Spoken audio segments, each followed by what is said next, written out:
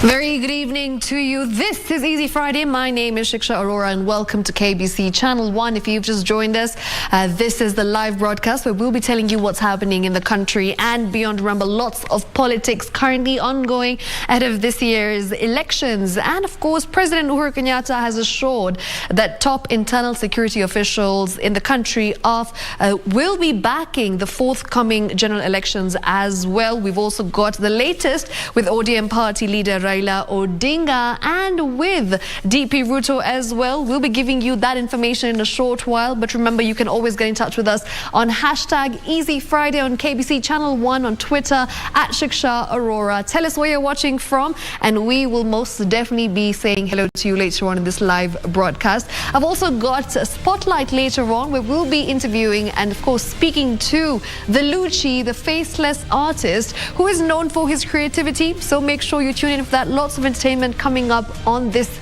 edition of Easy Friday. For now, it's time for the highlights. We are a free nation. We make choices because we take responsibility for the choices that we make. Deputy President William Ruto encourages Musalia Mudavadi and Moses Wetangula not to change their stand in partnering with him. Mimi sio project ya mtu. ODM leader Raila Odinga says he has what it takes to be president, dismissing claims of being somebody's project. And private hospitals threaten to cut ties with NHIF over contractual changes recommended by the health insurer.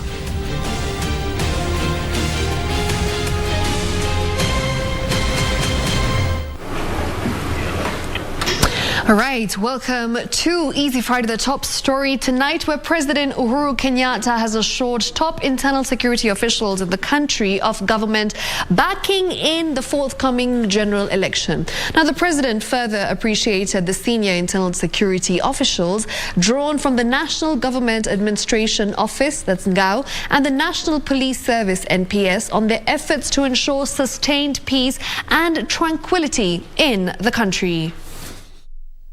President Uhuru Kenyatta met the senior internal security officials drawn from the National Government Administration Office and the National Police Service, who included regional and county commissioners and their NPS counterparts on security preparedness. President Uhuru commended the security chiefs for ensuring sustained peace and tranquility in the country and assured the officials of continued government backing, especially in this period leading up to the forthcoming general elections. The president also urged the officials to assist in accelerating the ongoing voluntary vaccination exercise and COVID-19 response progress. Led by Interior Cabinet Secretary Dr. Fred Matiang'i, the security chiefs hailed President Kenyatta for the support their formation received from the government, including improved welfare, and assured the head of state of their commitment to continue discharging their mandate professionally. Serafina Robi for Easy Friday. Moving on, ODM party leader Raila Odinga has downplayed claims that he is a project in his quest to become Kenya's 5th president.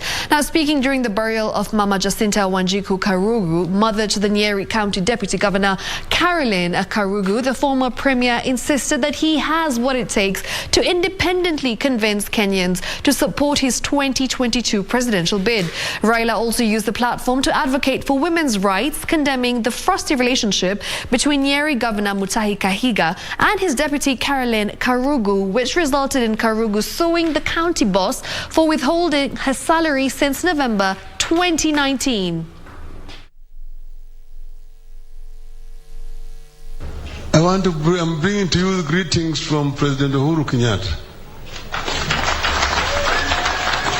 Aliniambia nikifika Nyeri nilete salamu zake. Na mimi nilisema mimi sitaki kuja na Uhuru namna hii. Mimi sio project ya mtu. Raila Odinga cannot be a project. Raila Odinga is a Raila Odinga. Na mimi nilisema Raila hawezi kupanda milima. Nimepanda. Simepanda. Nitafika mpaka kule kilele kule Lenana peak, nitafika huko. She's not be having a deputy governor and she's working and they're not paying her any salary. That she has to go to court. Shame. Shame. I wanted to say this when the governor was here, but anyway, he had agreed that he has now asked for forgiveness and that he's going to do what he's supposed to be doing. But that should not be an excuse. Say, don't disrespect our women. Our women must be treated with the respect that they deserve. She taught me to know and decipher the word and the will of God. To know when it is my time to speak, when it is my time to be silent, when it is my time to appear, when it is my time to disappear. That wisdom and emotional intelligence is taught to me by my mother. Meanwhile, the Kenya Association of Private Hospitals is warning that it will stop engagement with the National Health Insurance Fund if the current contract, which expires on the 31st of this month, is not retained as is. The Association's Secretary General, Dr. Timothy Olweni, says that the current proposals by NHIF are not acceptable and they will have no option but opt out. Beginning February 1st, 2022, patients seeking services at private hospitals under NHIF might be forced to seek alternative means. This follows the expiry of the current contract on the 31st of this month. According to the Secretary General of the Kenya Association of Private Hospitals, Timothy Olweni, there was no agreement with NHIF on a new contract and that the proposals being presented were not favorable. What we're saying is we will not have contracts. So it's not an issue of us even sending people away. It's just that we have not been empowered to provide service. Because without a contract, how am I going to invoice NHIF if I don't have a contract? The private facilities now want the current contract extended while they engage in talks to resolve the stalemate. In the new proposals, NHIF had revised downwards the amount of money it pays for claims lodged, with dialysis and surgical services reduced to about 50%. For example, for appendectomy, which is removal of the appendix. So in this particular case, for example, the doctor's fees alone should be 80,000. But NHIF in the new proposed rate is asking hospitals to do this surgical procedure at 40,000, which is include all the doctor's charges plus the hospital's charge. Initially, NHIF would pay 9,500 shillings per dialysis session, an amount that has been revised to 6,500 shillings per session. The private hospitals say that the new charges would see them make losses if not reviewed through proper engagement. First, what has happened is we sit down in advance of contracts expiring. We have a discussion. We are saying we are coming to the end of a contracting cycle. There's these changes we want to effect. They tell us their part. We tell them ours. We make adjustments. And then that's how we have been hammering out new contracts. This time, this has not happened, and we've been following up this from June last year. The current contract had expired in June last year and was extended for another 7 months, a period that lapses on the 31st of January 2022. Nancy Okware, Easy Friday. Now, the county government of Mombasa plans to ban tuk-tuks and matatus in its central business district in a raft of measures aimed at mitigating against adverse effects of climate change. The county is opting for bus rapid transit system, citing the tuk-tuks and matatus as the main culprits in carbon emissions. Take a look. Statistics from the Kenya National Climate Strategy projects that 70% of Mombasa city is likely to be submerged by the Indian Ocean, whose level rise is rising by 30 centimeters each year. This imminent threat, attributed to global warming, has prompted the county government to resort to drastic measures to reverse degradation of the shoreline and secure the city's ecosystem. If you look at some of our low-lying settlements, particularly informal settlements, if we have a sea level rise, those settlements, people will be displaced. And so we need to make sure that we reinforce those areas so that whenever we have sea level rises, it doesn't affect us very negatively. The county government plans to ban tuk-tuks and matatu operations within the CBD to reduce carbon emissions as it embraces renewable energy.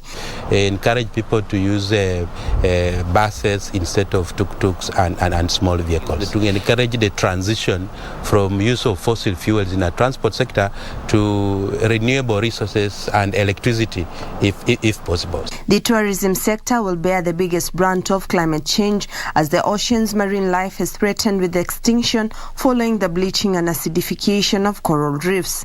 Our coastal beaches are likely to be submerged, or we are likely to have the beach erosion. And if that happens, it affects tourism directly. The areas where we have fish breeding and rest, particularly in the mangroves, will be affected directly. And so the fish stock is likely to go down. Rising humidity levels continue to further accelerate the outbreak of communicable diseases.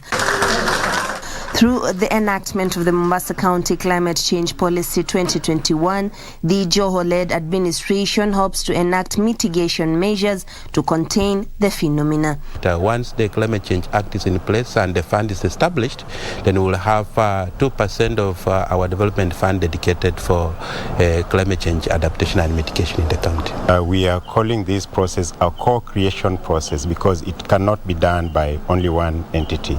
It has to be all of us as partners. Juni Karisa Mbele from Mombasa County. Right, the latest measures there from County 001 in a bid to stop and, of course, protect the county against climate change. Now, moving on, European Union High Representative for Foreign Affairs and Security Policy and Vice President of the European Commission, Josep Borrell Fontelles, has lauded efforts by Kenya in promoting peace and security in the troubled region of the Horn of Africa. Borrell, who is in the country for a 2-day visit in the country, spoke after he held bilateral talks with President Uhuru Kenyatta and Cabinet Secretary for Foreign Affairs Ambassador Rachel Omamo. Take a look.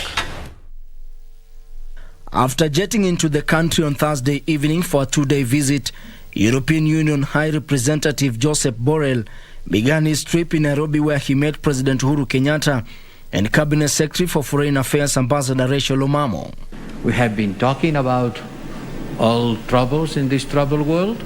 Certainly more about the ones who are closer to us, closer to Kenya, closer to me on these days.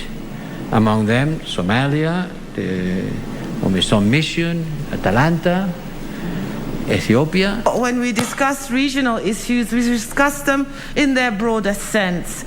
There are many of our countries in the region that are going through transitional challenges.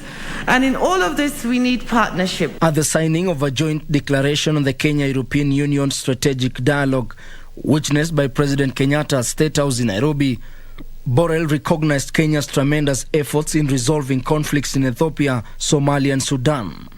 Kenya is for us a key partner to pursue an agenda of a shared interest, promoting peace and security.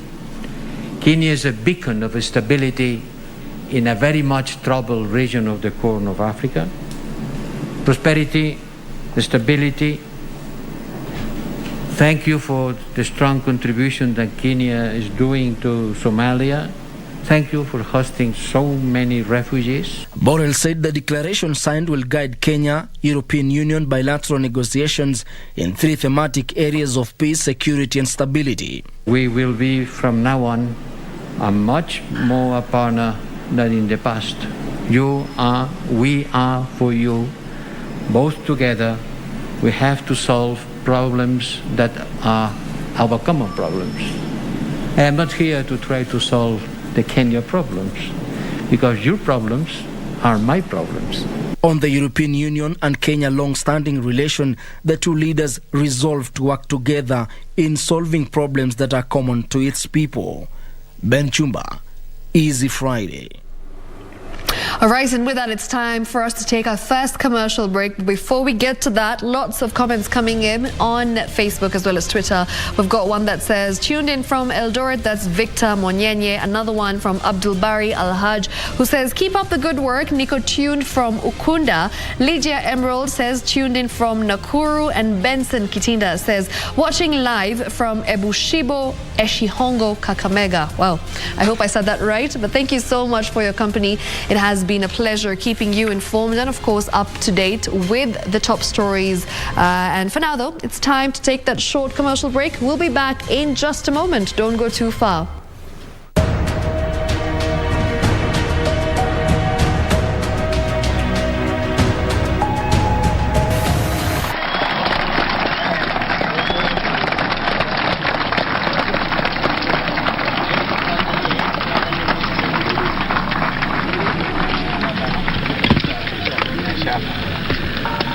Very good. Very good. Congratulations.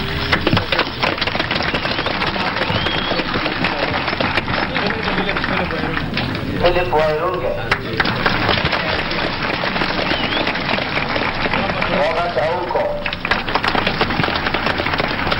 Kanimbogwa. Julius Sam.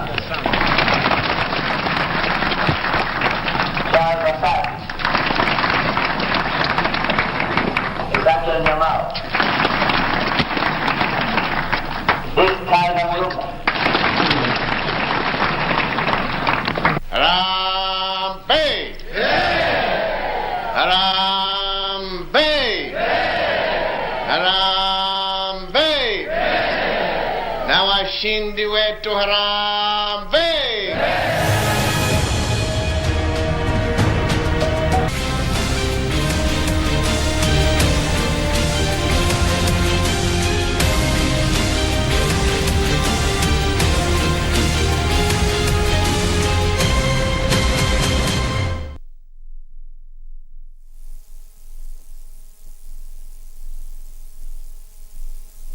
Ili kupata sikiza tune hii ya Bariki, mpiga simu bonyeza *811 963 hash. Baraka zinapowaendea watu, Mungu ninakuomba umbariki huyu ambaye anapiga simu, umbariki na hata umuinue, umfungulie njia yake, aende ainuliwe na kuwe mtu ambaye ni wa kuinuliwa. Ninapoenda kuipokea, Mungu fika mbele yake.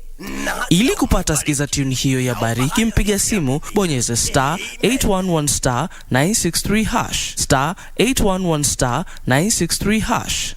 Beacon Furnitures Limited. We're local manufacturers of quality office furniture, dealers in quality office equipment like fireproof safes and cabinets. Our automated state-of-the-art factories at Henna House along Enterprise Road in Nairobi's industrial area. Our showroom is at Uniafrica House, Koinange off Koinange Street. We are passionate believers in locally manufactured goods. When you and I buy locally made furniture, we impact on the livelihoods of our brothers and sisters. For orders, visit our showroom at Uniafrica House, Koinange off Koinange Street. Beacon Furnitures Limited. Jenga Kenya, tupate ajira.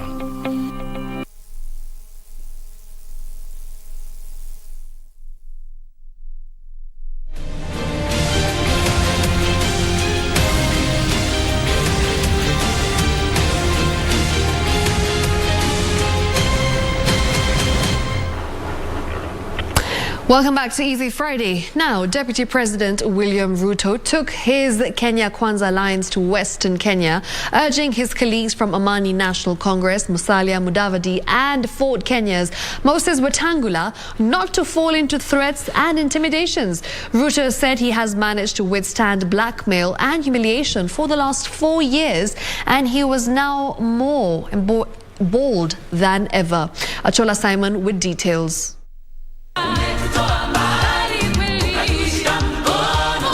Buoyed by the newfound working relationship between Deputy President William Ruto, ANC leader Musalia Mudavadi, and his Ford Kenya counterpart Moses Masika Wetangula, the Kenya Kwanza Alliance pitched camp in Bungoma County, seeking to solidify its support base ahead of the 2022 general poll.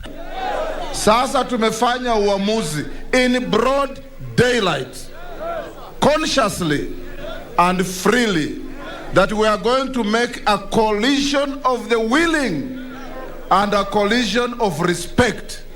Na hii coalition tunatengeneza, tunataka iwe coalition ambaye inatambua Mkenya yote, whether you are a minority or a majority, whether you are a woman or a man, whether you are a boy or a girl, whether you are living with disabilities or without disabilities. It must be truly a rainbow coalition. A rainbow coalition that captures the breadth and width of the Kenyan nation. Si mimi nilikuja hapa Bungoma, si niliwauliza kama ninaweza kwenda kutafuta Weta, si niliwauliza kama ninaweza kwenda kutafuta Umwami Musalia, simuliambia mimi niende niwatafute. Si tumetafutana, si tumepatana, si tumekuja pamoja, mutatuunga mkono, tutatembea pamoja, si amri imetoka kwenu. Hebu nione wala wanasema mutatuunga. The alliance kicked off its rallies in Kapsokoni in Mount Elgon sub-county before heading to Malava in Kakamega County and winding up at Poster Grounds in Bungoma County. The leaders accompanying the DP, whipping the over 500,000 voters in Bungoma County and the entire western region to unite behind the Kenya Kwanza Alliance as it provided the best bet to form the next government. The leaders downplaying recent defections from the constituent parties in the Kenya Kwanza Alliance as inconsequential. Deputy President William Ruto maintaining that his bottom-up economic model was the best bet for the country and wants Kenya to support his bid. Mimi nataka niwaambie ndugu zetu, watu wa viongozi wa Western Kenya, sisi katika UDA wametutisha miaka 4, wametuletea makesi miaka 4, wamefukuza wanachama wetu kutoka chama for 4 years. Wametufukuza hata kwa chama tuliounda, lakini chuma chao kimotoni. Tumeungana, na mimi nataka niwaambie viongozi wa Western, don't be intimidated, don't be blackmailed. We have survived their blackmail, we have survived their intimidation, we have survived their threats, and we are going to form the next government. Even with the recent defections, Kenya Kwanza Alliance is putting on a brave face and insist that they remain the team to beat. Achola Simon, Bungoma County. Now, Kenya Broadcasting Corporation's production department staff have graduated after a 2 weeks intensive refresher training at Kenya Institute of Mass Communication. The training seeks to strengthen the staff's skill set and enhance their competitive edge in the evolving media industry. Speaking during the event, television's program manager Michael Ndete said KBC's management is committed to building the capacity of employees to ensure they remain relevant in the industry. The move is also set to ensure employees are conversant with the ever-changing dynamics in the broadcast industry. Producers, directors, if we don't keep abreast with what's happening, then we've lost it. And that's why part of the KBC's transformational trajectory or journey is that we keep our abreast with what's happening in the industry and upgrade our skills. As a trainer, you can be in danger of being like that person who winks in the dark. You can train, and sincerely believe the skills that you impart on your trainees are what is the cutting edge in the labor market. But when you come back to us as practitioners, and I know you interact with the trainers, we gain as much from you as you gain from us.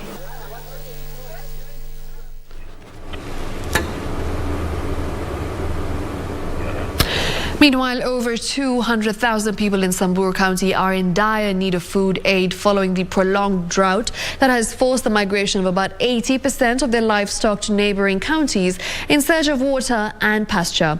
The county government of Siaya has called on the government to transfer bodies retrieved from River Yala to the city mortuary in Nairobi to create space at the Yala Sub-County Hospital mortuary.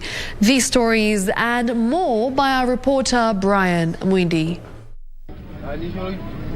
Dry bones, water pans and dams are the evidence of the devastating impact of the prolonged drought that has hit several parts of Samburu East and Samburu North sub-counties. Over 200,000 people are facing starvation. Samburu East sub-county is currently in the red zone with alert on Samburu Central and Samburu North progressing to the alarm stage. Regarding the body conditions, as you witnessed already, the animals that are coming here to this market are really very weak animals. Some of them are even collapsing in this market. So far, things are not very good. We need to frustrate every action that was meant to caution people against this drought. Elsewhere, the county government of Siaya has called on the government to transfer bodies retrieved from River Yala to the city mortuary in Nairobi, citing the presence of the 24 bodies at the morgue has stressed the services at the facilities. Currently, the mortuary has a total of 38 bodies, out of which 24 bodies are recoveries from River Yala, while 14 bodies are from various hostels or community sources.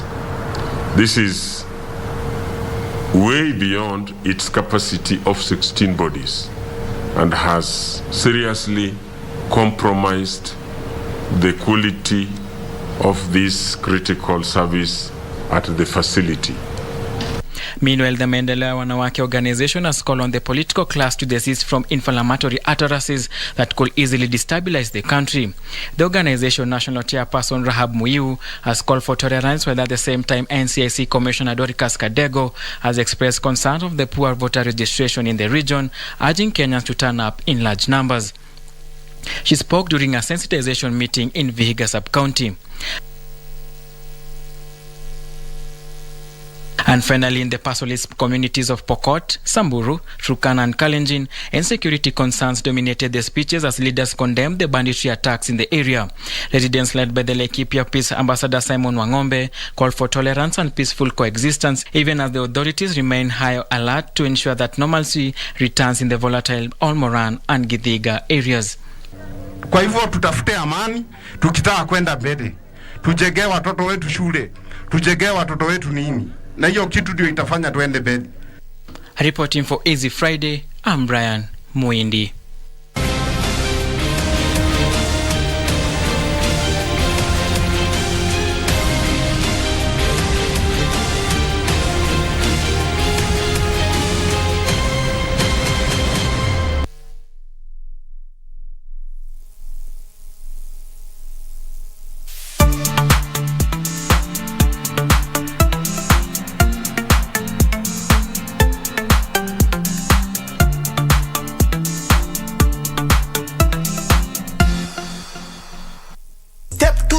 One time to the left, then pause. Twende reverse. This week, the spotlight is on multi-talented entertainer, The Lucci. The faceless artist prefers to be known for his voice and dance skills. Tuna reverse. Doubling up as a producer, he made Reverse, which was his first beat that has hit about 20 million streams on TikTok alone. Catch The Lucci on Easy Friday at 9:45 p.m. with Shiksha Arora, only on KBC Channel 1.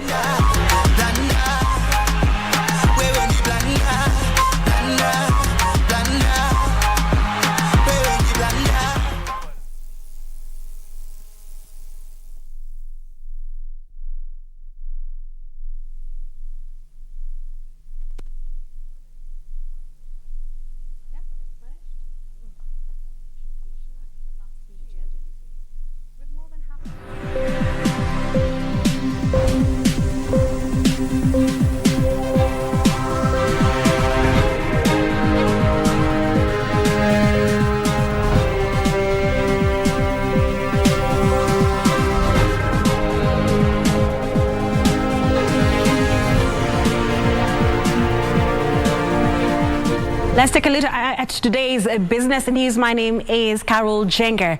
Now, 442 personal data complaints have been submitted to the Office of the Data Protection Commissioner in the last 2 years, with more than half of them already investigated and resolved. Data Commissioner Immaculate Kasit says cyber breach issues are misuse of personal information are examples of why the Office of the Data Commissioner is launching a new data curriculum to help improve compliance in safeguarding citizen data.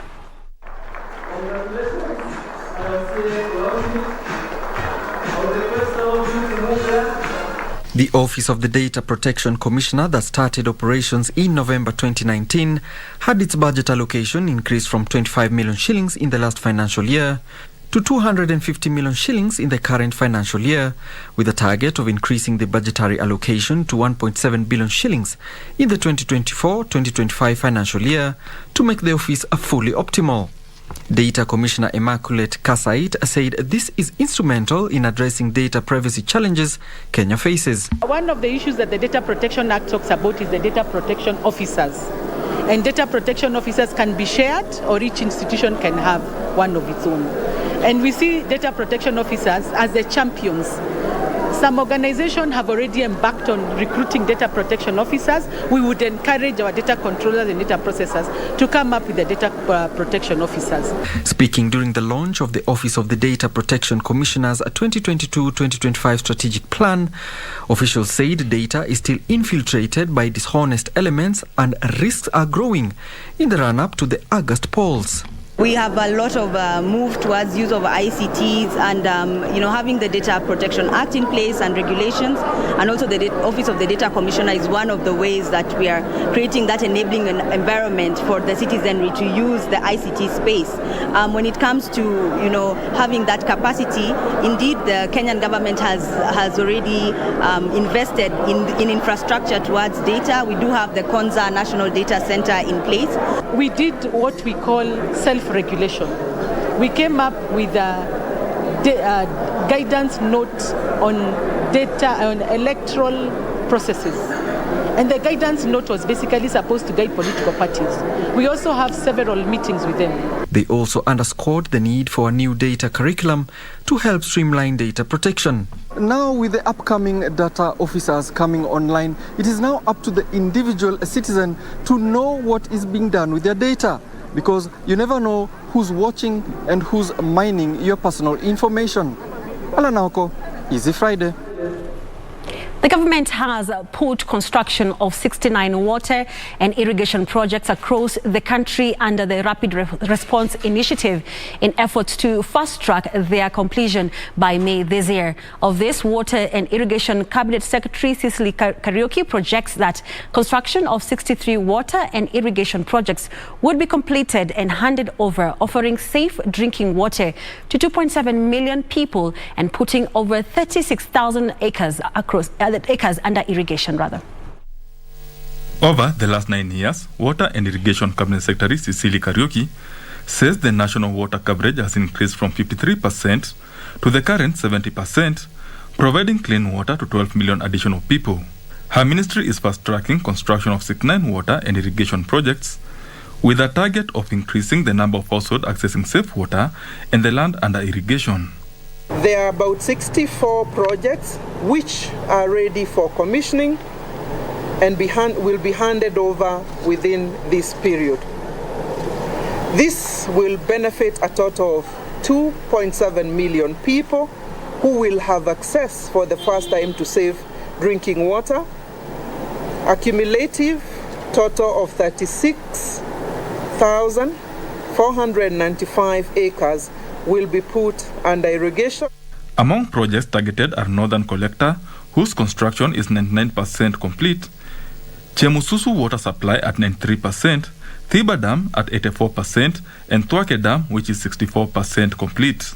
The ministry has also fast-tracked several flagship projects, namely Thwake, Karimeno Dam, Thiba Dam, Bura, Loanzoia Irrigation Project, Chemususu, as well as Northern Collector.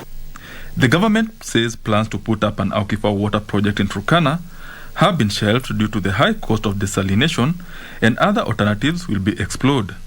We found the quality of water is so bad. It is worse than the ocean water. So in that process, we must do what is called desalination. And we must use advanced technology to improve the quality. Benson Rioba reporting for Easy Friday. Now to what's happening across the corporate world, exporters want to leverage on regional airports to increase horticulture export volumes. The Horticulture Crop Directorate has earmarked the airports in Isiolo and Kisumu to offer direct agricultural export to key international markets. Here are the details and more. Kenya Airways will start a cargo route between Kisumu and the United Arab Emirates next month. The cargo flights will deliver horticulture produce from Kenya, Uganda and Tanzania twice a week to the Gulf. The Horticulture Crops Directorate says the airports in Kisumu and Isiolo would help reduce pressure on Jomo Kenyatta International Airport for inspection and clearance of perishable horticultural produce. Strategic location near major producing zones for various horticultural crops, including fruits, flowers and vegetables, then makes it a little bit strategic in terms of a positioning for exports. Meanwhile, Huawei and UNESCO have launched a market-oriented training framework in a bid to create a pool of industry-trained IT students who can better navigate the ever-changing job market. Investing in education is not only our social responsibilities, but also our business priority to help growth in the ICT sector and to help growth economics of the countries in which we stay in and we operate in. Finally, tea farmers have been urged to take up improved tea varieties to increase earnings. KTDS says low proceeds from tea in the Kisii region is due to planting traditional varieties for over 50 years, which produces 1 kg per bush compared to 3 kg from the improved varieties. Tunajaribu kuwasaidia kuhakikisha kwamba hiyo miche tutaweza kuweka ile ambayo itakuja itakuwa drought resistant na ambayo itasaidia in terms of productivity. Reporting for Easy Friday, my name is Ibak Saeed. That's all we had for you this Easy Friday edition. Up next is a Forex market report. Later on, Richard Munga will be bringing you the sports update. Have a good night and a great weekend.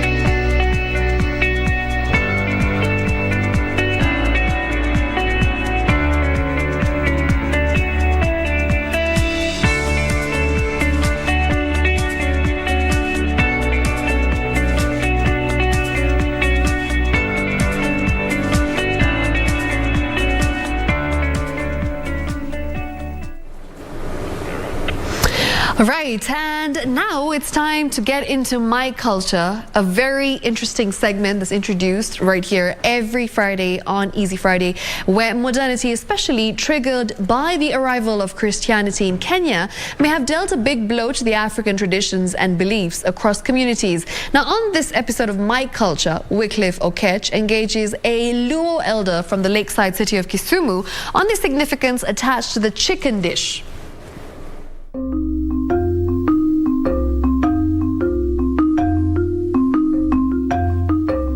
The Luo community is regarded as one of the Kenyan communities with the most unique cultural practices and beliefs. And if we narrow down to the kitchen, quite chilling and interesting details about this culture emerge. And that is what we are about to learn from Jotham Ajiki Ondu, a Luo elder from this part of the Luo community.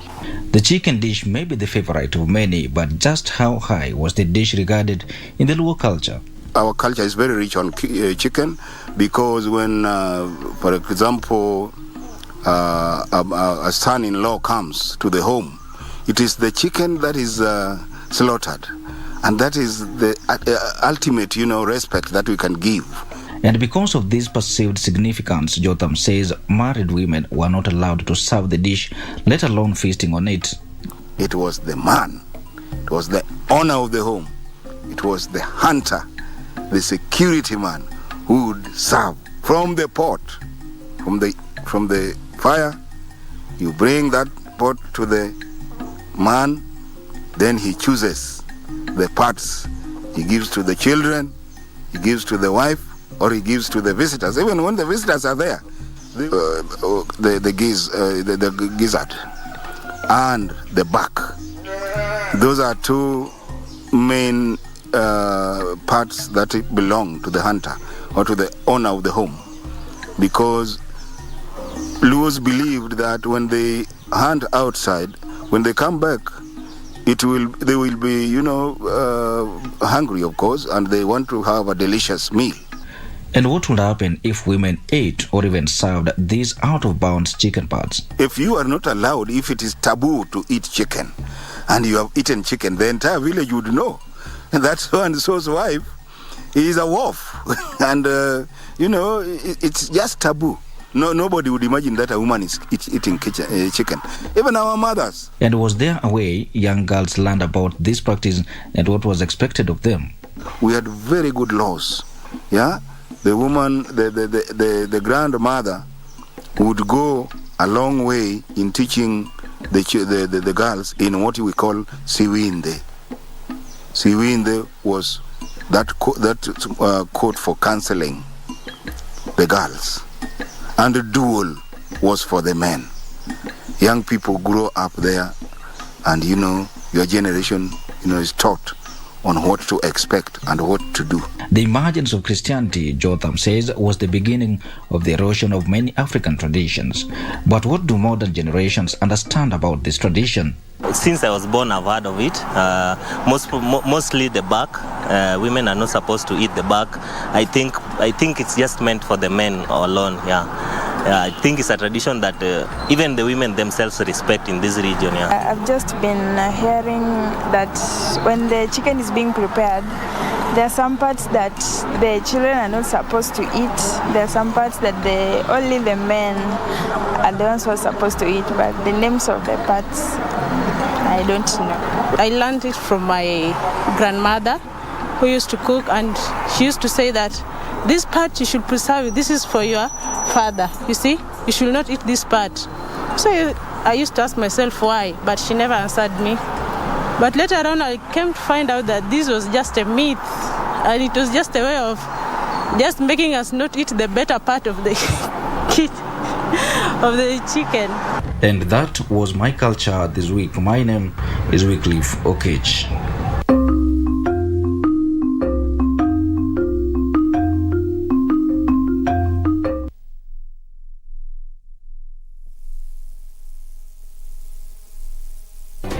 Do you have a news story to share with KBC? Get in touch swiftly on email news@kbc.co.ke or call 0723-892-654 or 0734-780-124.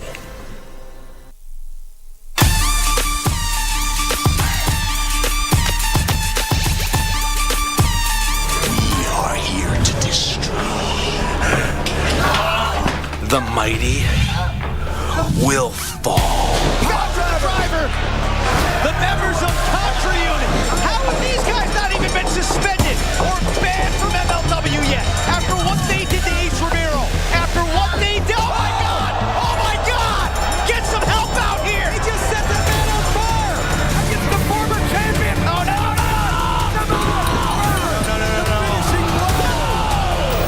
These guys they're all about violence. They say that they're global dealers in violence.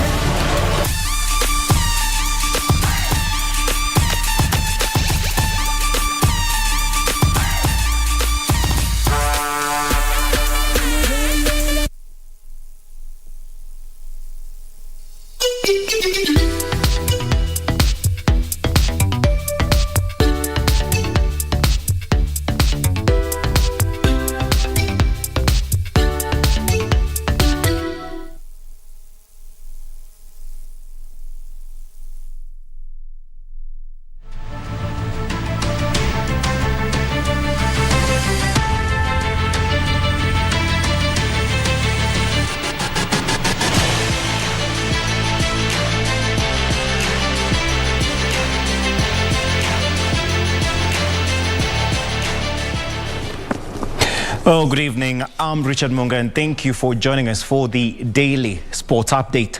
Now, the National Rugby Sevens team terribly began the fourth leg of the HSBC Sevens World Series in Seville, Spain, suffering a 42-0 thrashing at the hands of Australia. The Kenyan team will face Canada in their second pool match tomorrow morning before playing Scotland in their final pool match in the afternoon. Ball in one hand, out the back to Longbottom. Oh, that was gorgeous. And he changes direction once, twice, and they will score. Oh, goodness me, when Rugby Sevens is played like that, it's absolutely marvellous. Vosai. Thaki only picked it. Meanwhile, National Olympic Committee of Kenya has demanded that sports federations should make their selection criteria public in order to reach all stakeholders with sufficient notice given for national trials based on the previous games experience. The committee urged the federations to include athletes from grassroots and to ensure communication for these events are well publicized to give Kenyans who qualify an opportunity to be in the team. Federations with para sports will integrate their programs as they prepare for the Commonwealth Games set for the 28th of July to 8th August 2022. NOC also demanded that federations must ensure gender balance in appointing officials. So far, 2 male teams and 1 ladies team has qualified for the Games.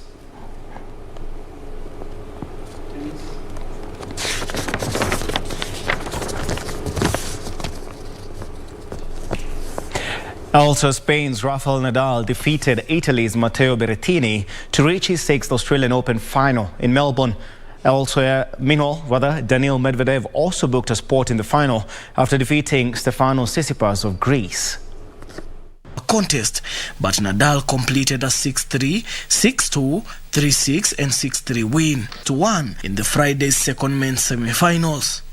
Medvedev is aiming for his second successive Grand Slam title after winning the maiden major of his career at the US Open in September. Daniel Mwendwa for Prime Edition Sport. Now, finally, 3-time back-to-back two-wheel drive non-turbo autocross baggy champion Zamir Vaji will be making his Kenya National Rally Championship debut in the season opening event in Ilbisil this weekend. Zamir will begin his campaign behind the wheel of Subaru Impreza N10, previously driven by Rehan Shah in the Autocross series. As much as Zamir will be the driver with far less mileage in a rally car than any other driver this weekend, he is confident he will make the most of the experience. Zamir comes from a family line of reputed national race drivers, including his dad, former Nazir Vaji, and uncle Mo Vaji, who was a leading navigator back in the day.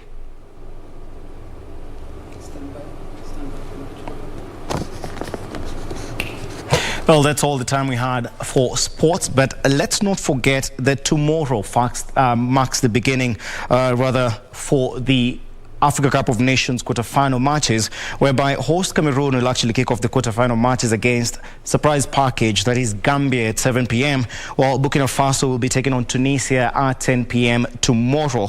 Egypt will be taking on Morocco. Senegal will be taking on Equatorial Guinea.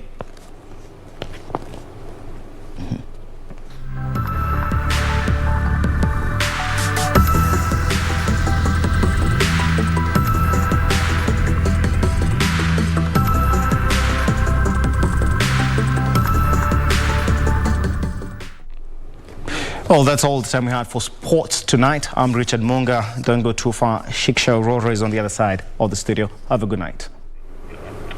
Speaking of the rally, just some interesting information that I came across. Did you know that the WRC Safari Rally 2021 was the world's most watched rally? Well, now you do know that. Held here in Kenya. Super excited for this year's edition. And of course, speaking of excitement, I've got a very interesting guest lined up for you right here on Easy Friday. His name is the Lucci. No one knows what he looks like. He wears a mask, and you know, when he comes on stage, or in fact, if you watch him on YouTube as well. He's got a very interesting voice, a very interesting personality. So let's get more of what his life is all about in a short while. But before we get to that, lots of messages coming in. Lenny Courier says, watching you live at Sotik, Bomet County 036. Easy Friday. We've got Jamal who says, watching Easy Friday, Kwaupole. Brother Omoso says, watching you live from Meru County. And Marcus says, watching from home, absolutely loving it. Thank you for tuning in. We'll be keeping you entertained for the next half an hour, so don't go too far. Coming up on the other side is Spotlight.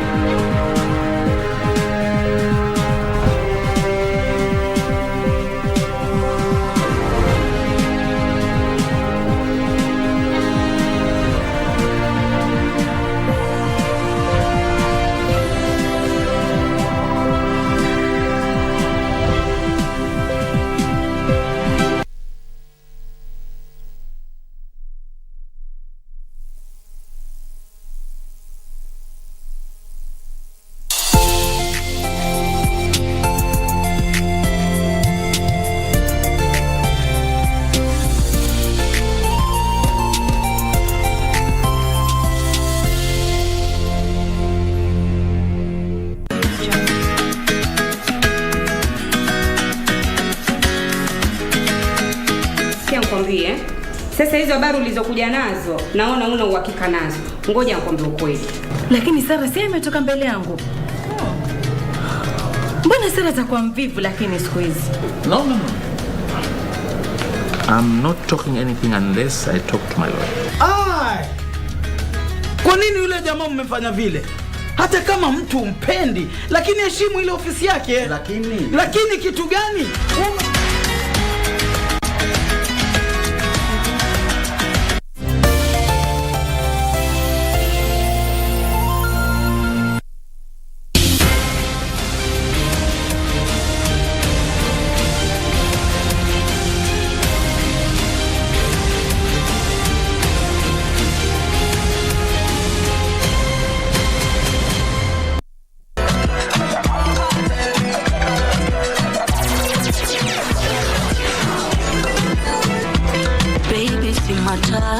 Tunapoanza isakata hapo swadakta na data na ubalako tumba prakata rumba chakata ai pambata wanchezesha na kwaitoa baby nipe tena chachu ya mbirimi unanibembeleza mwakipesa na shilingi nite hata kiutani chagua mwenyewe utanita nani maneno yanatoka kinywani na sauti yangu deka nite hata kiutani chagua mwenyewe utanita nani maneno yanatoka kinywani na sauti yangu deka unanikosha roho unanikosha roho unanikosha roho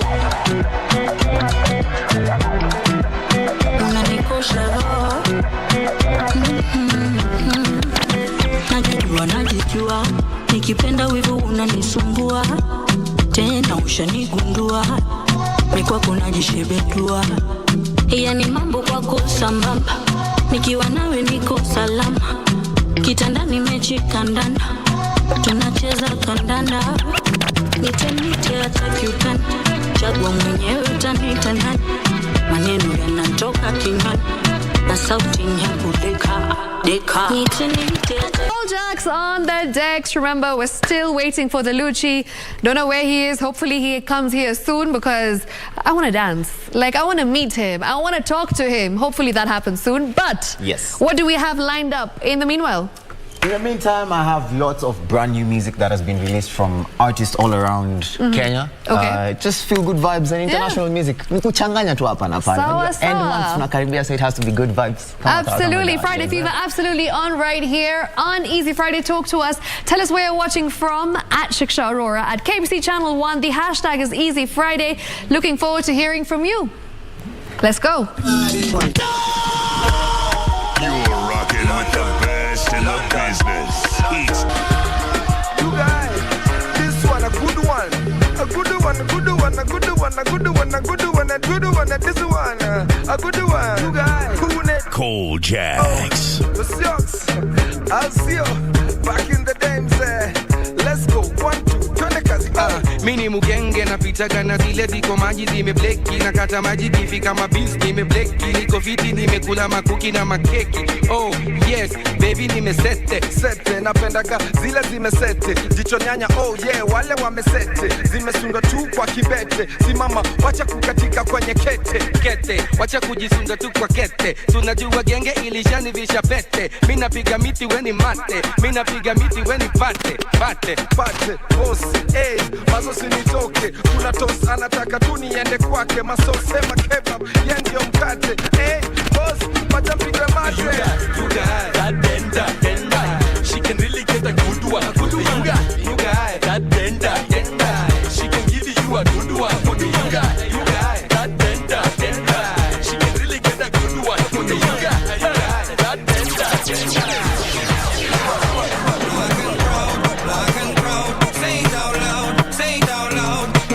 Cold Jacks in the mix.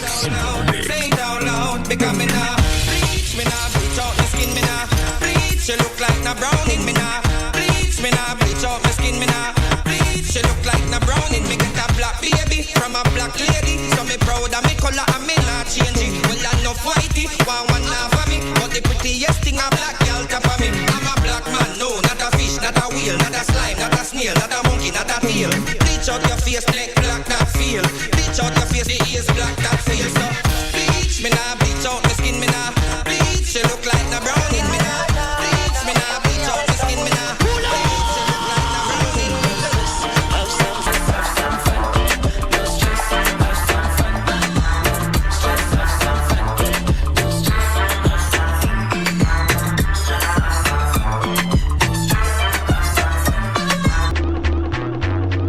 Step to the right one time, to the left, then pose. Turn the reverse. Turn the reverse. Turn the reverse. Kanyaga lami, bounce for me mommy. Pose. Tuna reverse. Tuna reverse. Tuna reverse. One man anaitwa Dimori. Mkenge flani toka Oyole. Mtu ma vibes yani mavidonge. Akisikia beat must azitoke. Ana reverse. Ana reverse. Ana reverse. Ana reverse. The other man anaitwa Kevo. Big man Bazooka Dinyo. Yendi yo kocha ma player kando. Chezea mangokojo kama Ronaldo. Step to the right one time, to the left then pose. Turn the reverse. Turn the reverse. Turn the reverse. Kanyaga lami, bounce for me mommy. Pose. Tuna reverse. Tuna reverse. Tuna reverse. One man anaitwa Dimori. Mkenge flani toka Oyole. Mtu ma vibes yani mavidonge. Akisikia beat must azitoke. Ana reverse. Ana reverse. Ana reverse. Ana reverse. The other man anaitwa Kevo. Big man Bazooka Dinyo. Yendi yo kocha ma player kando. Chezea mangokojo kama Ronaldo. Ana reverse. Ana reverse. Ana reverse. Ana reverse. So one day hawa wawili wakamit. Paletao, Tomboya Street. Jam session, manze kukolit. Everything good, yani everything tick. Wanna reverse. Wanna reverse. Wanna reverse. Wanna reverse. Buda manze, unazitoka. Buda manze, unarombosa. Onyesha mbogi how to reverse. Tuna reverse. Tuna reverse. Tuna reverse. Tuna reverse. Mombasa wakaenda na reverse. Kisumu wakaenda na reverse. Sasa Kenya kila mtu ana dance. Jukevona Dimore walimit by chance. Twende reverse. Twende reverse. Twende reverse.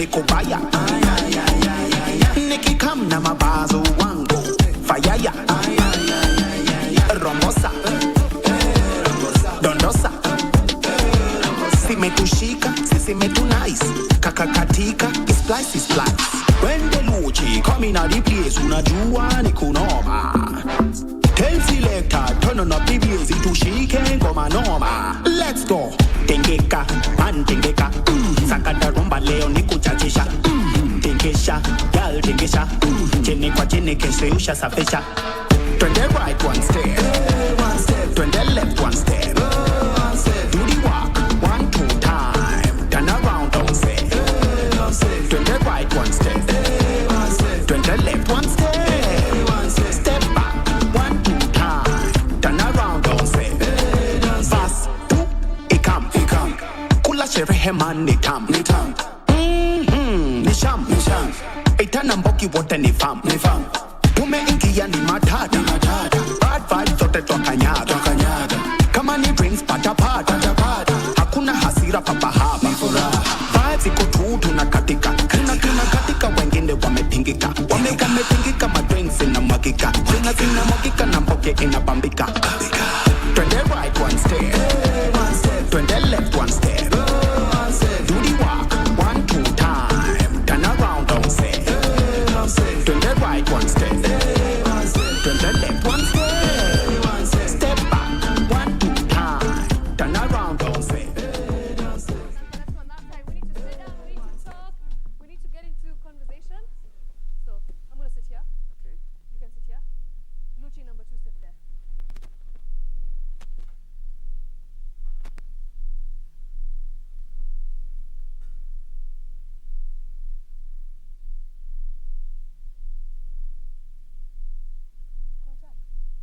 Just play something while you fix this.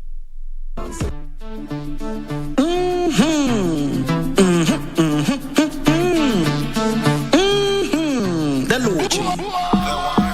Turn the right one step. Turn the left one step. Do the walk 1-2 time. Turn around don't say. Turn the right one step. Turn the left one step. Step back 1-2 time. Turn around don't say. Ayaya. Nikubaya. Nikikam na mabazo wangu fayaya rombosa dondosa simetushika sisi metu nice. So today we do things a little different. Normally we're on that side, but I think because I'm just as confused as you are going to be in the next few minutes, I was expecting one Luchi, but there's 2 Luchis here. So I don't know, they're going to explain to me what we mean by this and why I've got 2 of them wearing the same clothes. I'm a little confused, so let's get to it. Luchi number 1, Luchi number 2. Together, they're called the Luchi, I suppose. Yeah. So, tell me something. This new song of yours, Belanda, is this what it's about? Confusing people? The Luchi, as many people think the Luchi is one person, the Luchi is not one person. The Luchi is a group. Okay. Yes, but it's a group that is presenting itself like one person because we don't want anybody to think about who the person is, yes, but the music. Nice. I actually really like that. Is that why, you decided to stay faceless this entire time? You've got a couple of songs. Your first song was released in 2020, I suppose. Yes. During the middle, in fact, not the middle, but the height of the pandemic. And then that's where we got to see, I think, reverse, right? That's where Yes. it all started. More than 20 million streams on TikTok.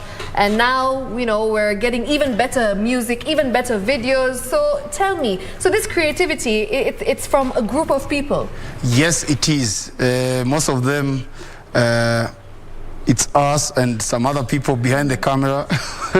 So the Luchi is a group of around 15 people, 15 Wow. creatives who came together to make art. And we want the art to speak for itself, Okay. not our nice faces. But one of the biggest motivations for the mask is we owe people money. Yes.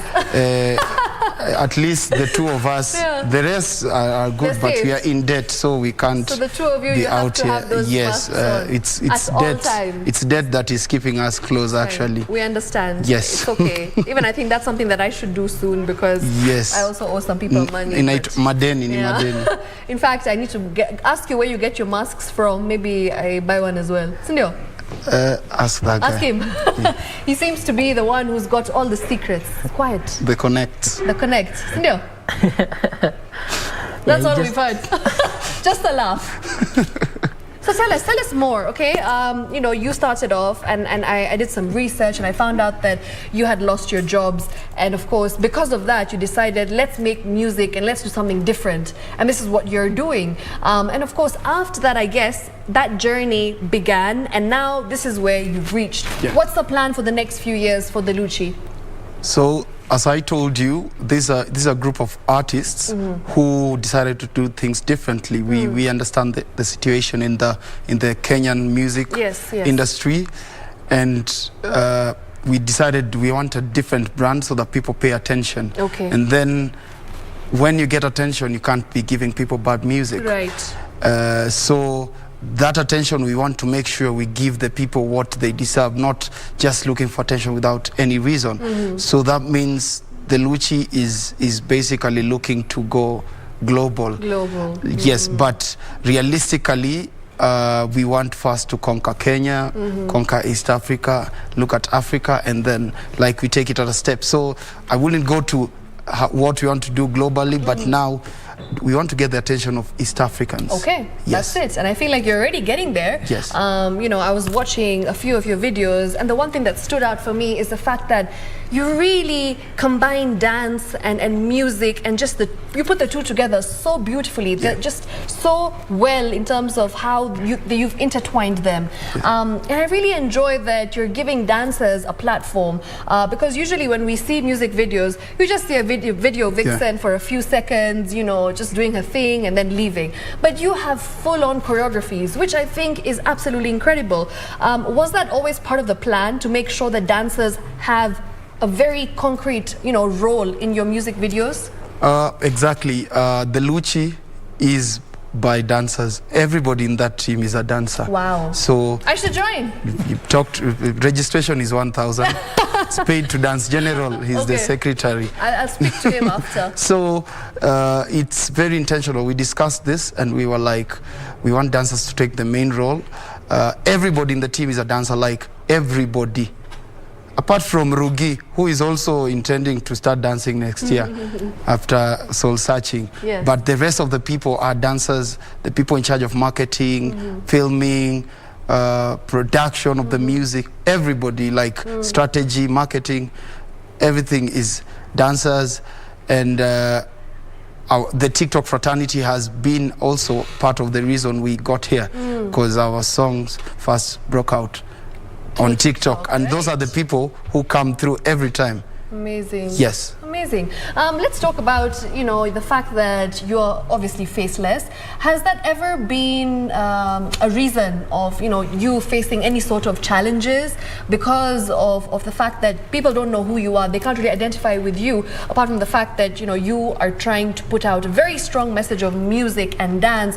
But do people not relate with you sometimes because you're not showing your face? Not really. People actually like it. Really? You like it, right? It's different. Okay. So people like it and people think it's different. Yes. So that gives us pressure of we have to deliver. Amazing. Because when people notice you, you decide how to use that attention. Okay. So we want to make sure it's worth your time. We don't want you to waste. People who are giving us chances are people who are busy people. So we can't waste their time. Nice. I really like that. Your latest video, Blunder, I love it. It's got a very 60s, 70s kind of vibe, and you know, the pop, the rock and roll, the pop kind of music videos back in the day that we'd see. It's very cool. I've also noticed that most of your videos are actually very vintage per se. Like even the way, you know, the clothes that you wear, bell bottoms, and are you inspired by the olden days?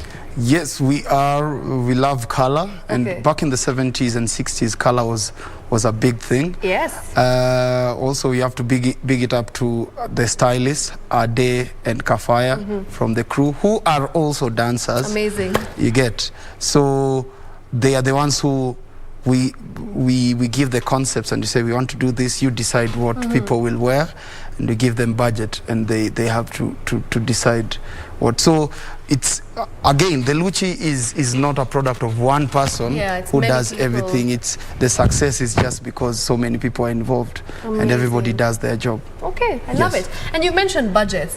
You know, in the Kenyan industry, that's one of the biggest factors of being successful. If you've got a big budget, you know, you're able to go out there, push for your product, you're able to market your songs properly, promote them, you know, spend money on the videos as well, spend money on the the music production. So let me ask you, has that ever been a challenge for the Luchi and team? Yeah, of course. Of course, all artists, this is not just us. Yes. All artists go through that challenge. So everybody in the team, actually, I'll say it's a sacrifice. People are sacrificing a lot of time to make sure this works, and money also, you get. So it's a big challenge that is not unique to us. We will not just say here and start crying. It's a big challenge for majority of the artists, big and small. It's very few artists who are just okay. But majority of us, especially if you look at our videos, it's not high budget, but it's very expensive.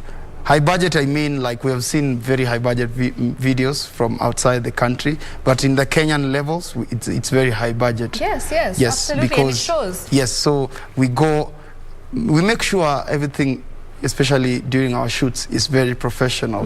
Anybody who's been to our shoots, they will tell you, we take things very seriously. You get, people have to be fed, things like everything we need has to be there.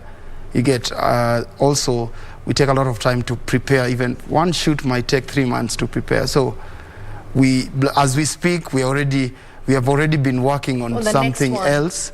Now we are at the budget stage, where are we going to get this money? And so it's a challenge, but again, if the journey was easy, everybody will do it. So oh yes, I love that. If the journey was easy, everybody would do it. Wise words right there. Now tell me, do your families know that you're doing this? No, they don't. Really? Yes. Even your girlfriends?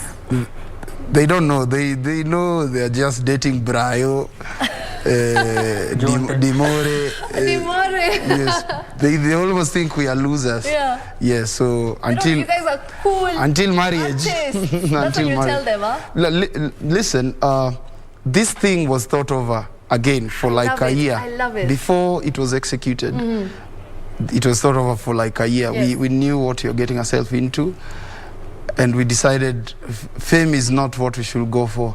It's the music should be famous, and then we follow. So that is what we are standing by. The music becomes famous, we will be famous automatically. We'll get all these things we want. So we want to just make the music the star, and then we follow. All right. Yes. You know, I feel like Mr. Luchi, number 2 here, has not spoken. He needs to say something. Tell me, how does it feel when you go out there and, you know, you're doing your thing and then you're performing on stage? Like, you're a performer, right? Both of you, in fact, all of you, you're all performers, you're entertainers, you're dancers. If I'm not wrong, just recently you performed at a club, and it was a big event, and I saw the support. Like, how do you feel when people come up to you and tell you, we love what you're doing? Actually, it's okay. Everybody will feel nice about it, and for us, it's pretty amazing because we haven't been doing this for long, like since we started, and we've like really made big steps so far. So it's cool.